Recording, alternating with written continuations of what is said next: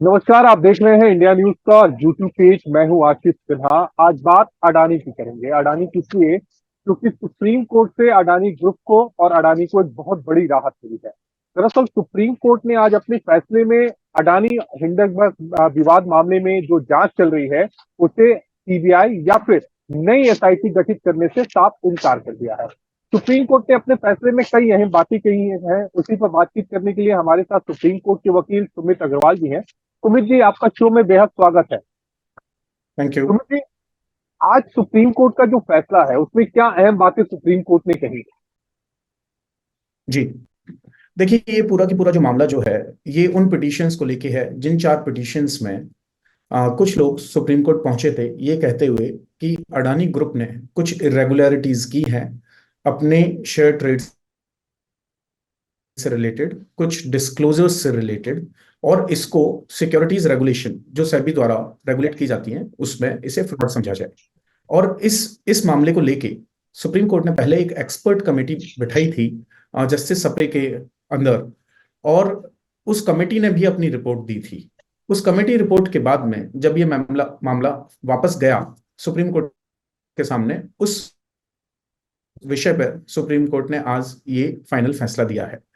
Supreme court का कहना है कि सेबी का जो इन्वेस्टिगेशन है वो कहीं कोई ग्राउंड नहीं है जो पिटिशनर्स ने दिया है कि सेबी से ये इन्वेस्टिगेशन वापस लिया जाए और इसको एसआईटी या सीबीआई को दिया जाए।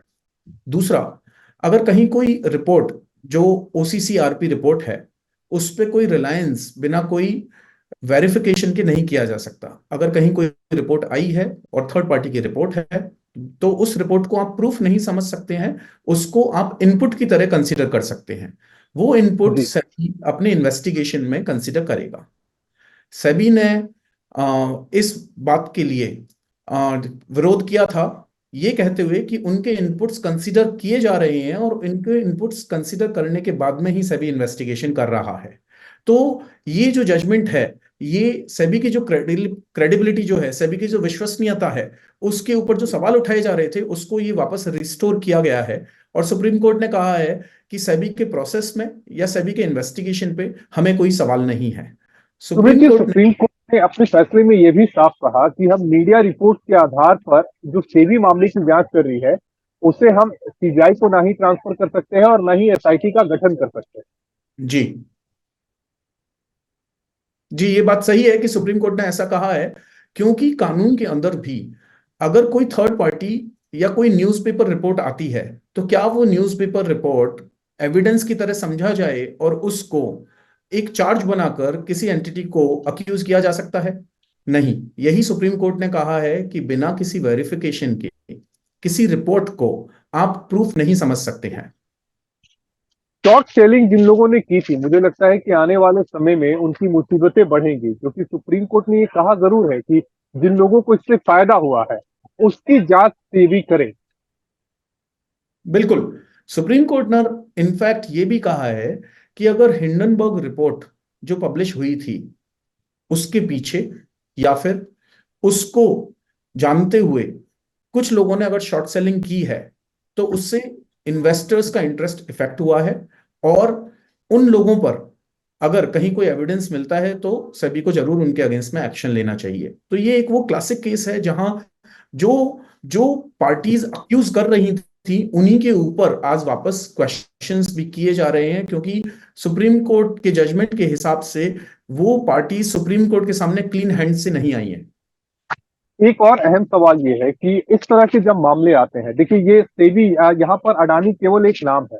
हो सकता है आने वाले भविष्य में कोई दूसरा नाम हो जाए, कोई दूसरा बड़ा घराना हो जाए, कोई दूसरी बड़ी कंपनी हो जाए।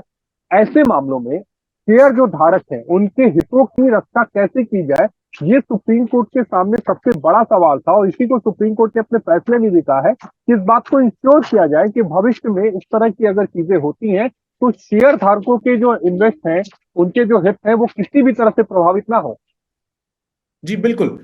इनफैक्ट इसीलिए सुप्रीम कोर्ट ने कहा कि जो एक्सपर्ट कमेटी की जो रिपोर्ट थी, एक्सपर्ट कमेटी की रिपोर्ट में एक रिकमेंडेशन थी कि सेबी को और गवर्नमेंट ऑफ इंडिया को, भारत सरकार को, एक इफेक्टिव एनफोर्समेंट पॉलिसी बनानी चाहिए जिसमें ये क्राइटेरिया देना चाहिए कि किस बेसिस पे सेबी कोई मैटर टेकअप करेगा, किस टाइप का मैटर सेबी टेकअप करेगा, क्योंकि ये मानना पड़ेगा कि सेबी के अंदर बहुत सारी कंपनीज और बहुत सारे इंटरमीडियरीज हैं। तो क्या सेबी को हर कोई मैटर जिसमें कोई न्यूज रिपोर्ट आती है वो लेना चाहिए, या फिर जो मैटर्स जो इंपॉर्टेंट हैं in terms of volume, in terms of profit, या फिर नेशनल इंपॉर्टेंस के मैटर्स, बेसिस सम एम्पिरिकल क्राइटेरिया, किसी प्रैक्टिकल डेटा रिसर्च के बेसिस पे जो क्राइटेरिया है वो उस एनफोर्समेंट पॉलिसी में होने चाहिए, और एक फर्म टाइमलाइन होनी चाहिए कि वेदर 6 महीने में, 1 साल में या 2 साल में वो इन्वेस्टिगेशन कंप्लीट होगा। ऐसी पॉलिसी बनाने की जो सजेशन था वो एक्सपर्ट कमेटी ने दिया था, और सुप्रीम कोर्ट ने कहा है कि एक्सपर्ट कमेटी की रिकमेंडेशन सेबी को और भारत सरकार को माननी चाहिए।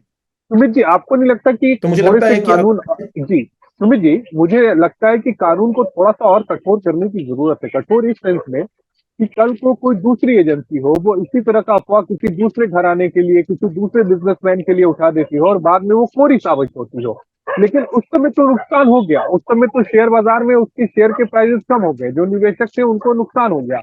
अब उस नुकसान की भरपाई कैसे हो?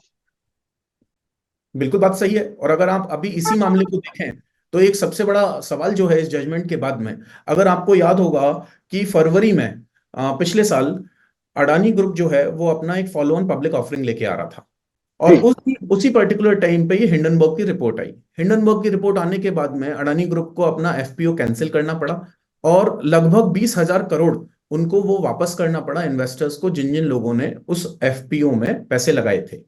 अब आप एक बात बताइए, ऐसी रिपोर्ट के बाद में एक तो वो जो इन्वेस्टर्स जिनको घाटा हुआ क्योंकि शॉर्ट सेलिंग हुई, और एक वो जो अडानी ग्रुप को घाटा हुआ जो सक्सेसफुल आईपीओ के बाद में भी उन्होंने आगे वो अलॉटमेंट नहीं किया और वो 20,000 करोड़ रुपए वापस लगाए। तो क्या वो रेस्टिट्यूशन इन लोगों से भरपाई होनी चाहिए जिन लोगों ने ये मिसचीफ की है, या फिर ये कानून में ऐसे कोई प्रोविजंस होनी चाहिए? इसीलिए सुप्रीम कोर्ट का कहना है कि आपको एक पॉलिसी होनी चाहिए जो इन तरीके के मैटर को, ना केवल इस मैटर में, बाकी की इस तरीके के कोई और मैटर्स में जहां कहीं कोई ऐसा कोई पब्लिकेशन रिपोर्ट होता है उसको डील किया जाए। एक और अहम आज सुप्रीम कोर्ट के फैसले से एक बात समझ में आई, और ये बात बड़ा सीधा संदेश देती है कि सुप्रीम कोर्ट ने सेबी की जांच पर भरोसा जताया, जिससे न सिर्फ जांच एजेंसी के जो हौसले हैं वो मजबूत हुए हैं, बल्कि जो विश्वसनीयता है पूरे देश की सेबी के प्रति वो और ज्यादा बढ़ गई है। बिल्कुल। और मैं तो इनफैक्ट इस बात को एक और थोड़ा आगे कहना चाहूंगा कि ये जो सुप्रीम कोर्ट का जो जजमेंट है, ये सुप्रीम कोर्ट का जजमेंट इस तरीके से है जिससे अडानी ग्रुप और सभी दोनों दोनों को शायद गंगा में स्नान कराया गया है।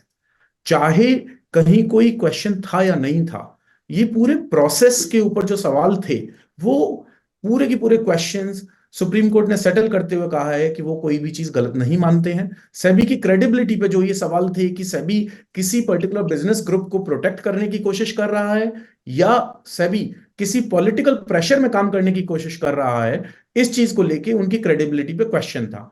सेबी की क्रेडिबिलिटी इस जजमेंट के बाद में जो पहले भी बहुत अच्छी थी, आज वो रिस्टोर हो गई है और कंप्लीटली इंटैक्ट है। तो इस मामले में जूरिस्प्रूडेंस को लेके सुप्रीम कोर्ट ने ये बहुत ही अच्छा जजमेंट दिया है। ये और एक और, एथिक्स फैसला है। आप इसको बल्कि इस तरह से कह सकते हैं कि एक अग्नि परीक्षा थी सेबी के सामने, और सेबी ने उस अग्नि परीक्षा को पार कर लिया, क्योंकि चौतरफा हमला हो रहा था। ऐसा नहीं है कि सुप्रीम कोर्ट में अलग से पिटीशन फाइल की जा रही थी, राजनीतिक गलियारों में अलग से इसके ऊपर दबाव बनाया जा रहा था कि सेबी सही से जांच नहीं कर रही है, जांच किसी और को दे दी जाए। तो एक बहुत ज्यादा प्रेशर था सेबी के अधिकारियों के ऊपर भी, और हर तरफ से चौतरफा माहौल बनाने की कोशिश की जा रही थी। बिल्कुल। सुमित जी, एक आखिरी सवाल, जो सुप्रीम कोर्ट ने टाइमलाइन दिया है 3 महीने में, जो दो मामले हैं, क्योंकि 24 मामले थे जिसमें से 22 के मामले जांच पूरी हो चुकी है, 2 मामले हैं 3 महीने में जांच पूरी करने के लिए कोर्ट ने कहा। जी, देखिए कोई भी इन्वेस्टिगेशन में बहुत सारे पॉइंट्स होते हैं और जी। बहुत सारे एस्पेक्ट्स पे इन्वेस्टिगेशन होता है। इनमें से हर हर पॉइंट को इन्वेस्टिगेट करने के लिए सभी को उनसे इंफॉर्मेशन मंगानी होती है, सभी को फिर वो इंफॉर्मेशन एनालाइज करनी होती है और ये कहना होता है कि क्या ये एविडेंस सफिशिएंट है किसी के अगेंस्ट में चार्ज लगाने के लिए। तो सभी ने सुप्रीम कोर्ट को ये बताया था कि उन्होंने सिर्फ 2 को छोड़ के बाकी के सारे इन्वेस्टिगेशंस कंप्लीट कर लिए हैं। ये 2 कौन से मामले हैं? सुप्रीम कोर्ट की हियरिंग से सुनने के बाद में पता चलता है कि ये 2 वो मामले हैं। एक तो है मिनिमम पब्लिक शेयर होल्डिंग को लेके, दूसरा है जहां कुछ फॉरेन एंटिटीज या फॉरेन रेगुलेटर से इंफॉर्मेशन मंगाने के लिए। अब सेबी अपना काम ये कर सकता है कि सेबी रिक्वेस्ट के लिए लेटर भेज सकता है। अगला जो रेगुलेटर है, जो फॉरेन में रेगुलेटर है या जो फॉरेन में जो एंटिटी है, ये उसके हाथ में है कि वो जवाब दे या ना दे। अगर वो जवाब नहीं देते हैं तो आप सेबी के ऊपर क्वेश्चन नहीं कर सकते हैं कि सेबी अपना इन्वेस्टिगेशन नहीं कर रहा है। सेबी को जो अपना पार्ट है वो सुप्रीम कोर्ट ने माना कि सेबी ने अपना पार्ट किया है, और फिर ये भी कहा कि ये एंडलेस इन्वेस्टिगेशन नहीं हो सकता है, इसलिए हम आपको 3 महीने का प्रेफरेबली टाइम दे रहे हैं। जो बचे हुए 2 इन्वेस्टिगेशन है उनको भी कंप्लीट कीजिए और आगे बढ़िए in accordance with law. Thank you Sumit ji, आपका जुड़ने के लिए बहुत बहुत शुक्रिया। सुमित जी हमारे साथ जुड़े हुए थे, सुप्रीम कोर्ट के वकील हैं, जिन्होंने विस्तार से समझाया सुप्रीम कोर्ट के इस फैसले के माने। अगर आपको ये वीडियो पसंद आया हो तो चैनल को लाइक करें, सब्सक्राइब करें। धन्यवाद।